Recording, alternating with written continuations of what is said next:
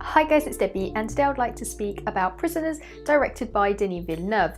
Villeneuve has recently started to become one of the most acclaimed directors of our generation, and that is thanks to some of his works such as Enemy, his recent film Arrival, which nearly reached 10 Oscar nominations, and also in October he will be giving us the highly awaited Blade Runner 2049. Prisoners is Villeneuve's 2013 film, and it stars Jake Gyllenhaal, one of my favourite actors, alongside Hugh Jackman, Viola Davis, Paul Dano and many others. Prisoners is the story of two very young girls which go mysteriously missing from their house in Pennsylvania one afternoon.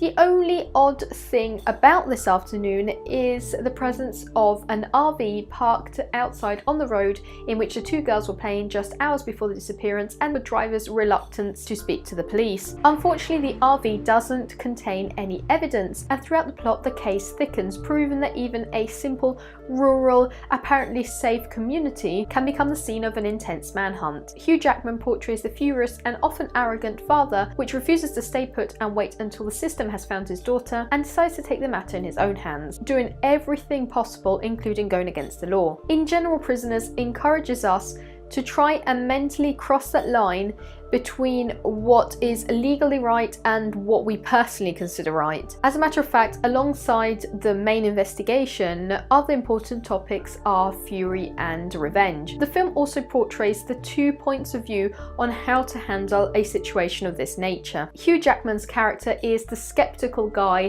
who doesn't consider the police as trustworthy as he would like to, and immediately takes the matter in his own hands, becoming hated by everybody surrounding him. While Terrence Howard and Viola Davis portray the more cautious couple, patiently waiting for the police to finish their job, and also they appear quite reluctant to take any personal rush decisions. The film in general leaves us free to judge, as it also shows the downside of the characters' choices, of how victims can become perpetrators. So I feel safe to say that this film is a very creepy analysis of which point the human mind is willing to reach. If you enjoyed watching films like Mystic River, Zodiac, Gone Girl, or even Changeling, I would definitely recommend watching Prisoners. It is an awesome, engaging blend of a suspense-filled crime drama film with some hints of pure horror. Jake Gyllenhaal did an awesome job at portraying the lead detective on the case, and watching this film made me realise why I appreciate him so much as an actor. He completely managed to combine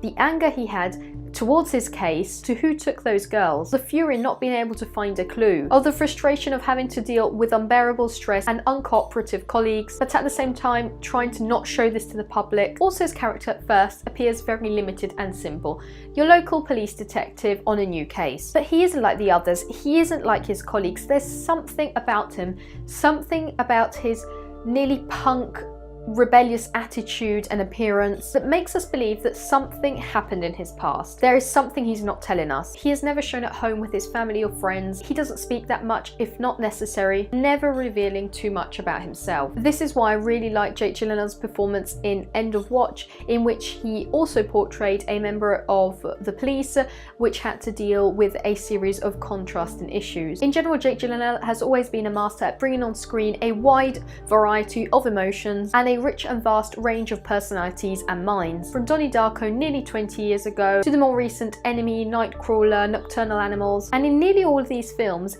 he managed to contain the personality within the character. What I'm trying to say is that in our daily life we don't usually work out another person's personality and what's going through their mind thanks to a narrating voiceover. On the contrary, we go through the mind's incredible maze through observing a variety of behaviours, gestures, expressions, and that's what Gyllenhaal's able to do at best. We meet his characters, we discover them through a vast set of details and peculiar features. As a matter of fact, I was quite surprised in meeting his loud and extravagant character in Okja, with an appearance and attitude which spoke for his role. Okja also featured Paul Dano, which gave us the awesome portrayal of Alex, the main suspect in Prisoners.